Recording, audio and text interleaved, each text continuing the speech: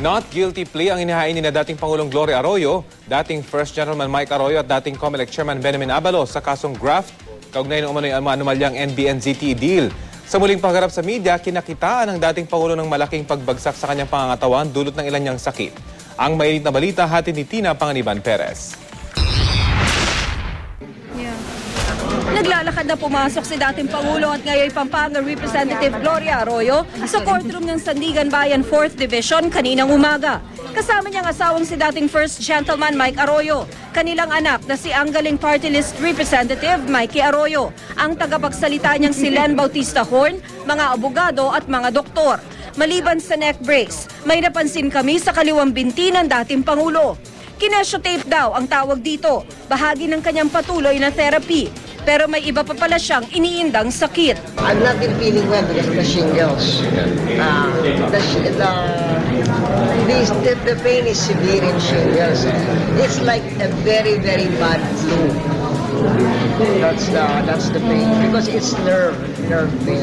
I hope you put already chicken pox. Yes. Oh, you have? No, I have the shingles now. But it gets it's contagious, but you will not get shingles. You will get chicken pox. Biyernes daw nang makaramdam siya ng matinding sakit sa likod. Nitong Lunes naman, nakita raw ng kanyang acupuncture doctor ang mga blister, mga sintomas ng shingles. Pinayuhan daw siya ng kanyang mga doktor na wag nang magpunta sa kanyang arraignment para sa mga kasong graft kaninang umaga. In spite of the doctor's advice, because I want to. They advise you na to come. Yeah, but it's hard to postpone it. Ma'am, kailan kayo in-advise ng doctor nyo against coming here today? Yesterday. So they're here. They came with you. Kitang-kitang malaki na ang ibinagsak ng katawan ni Arroyo. Marami raw ang bawal sa kanyang pagkain, gaya ng soda, taba ng baboy, maanghang na pagkain, alkohol at hilaw na isda at karne. Ang pinagkakaabalahan daw niya sa ngayon ay ang pagsusulat ng kanyang memoirs. At mukhang may patama siya rito sa kasalukuyang administrasyon.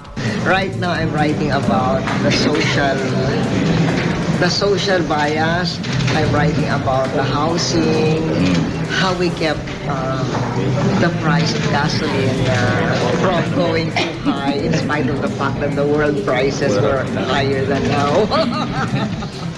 Tatlong kasong graft ang kinakaharap ni dating Pangulo at ngayon Pampanga Representative Gloria Macapagal Arroyo para sa naunsyaming NBNZTE deal. Not guilty plea ang inihain niya para sa mga naturang kaso. Ang mga kasama naman niyang akusado sa isa sa mga graft case na ito na sina dating First Gentleman Mike Arroyo at dating COMELEC Chairman Benjamin Abalos naghain din ng not guilty plea.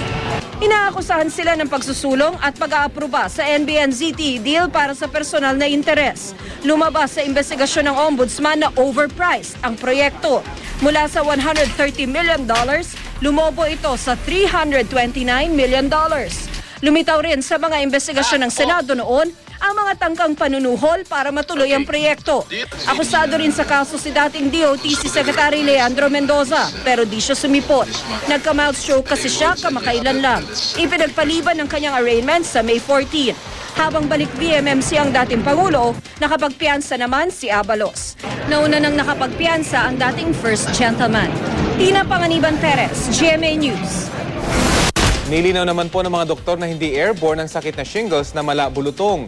Nakakahawa lang daw ito kung magkaroon ng direct contact sa rashes o butlig ng taong may ganitong karamdaman.